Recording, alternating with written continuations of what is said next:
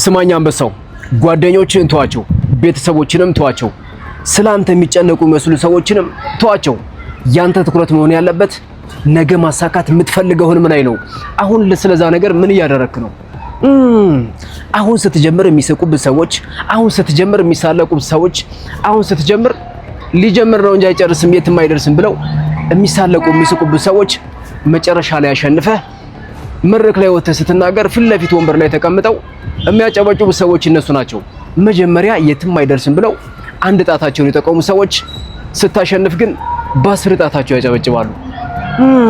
ብራዘር ጅማሬን እንጂ ፍጻሜን እንኳን አይደለም እነሱ አንተ ራሱ አታውቀውም። አንድ ፈጣሪ ብቻ ነው የሚያውቀው።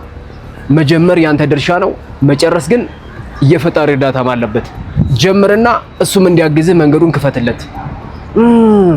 ለሚስቁ ሰዎች ግን መልካም ጊዜ ብላ ጨብጭበህ ጥለላቸው ሂድ።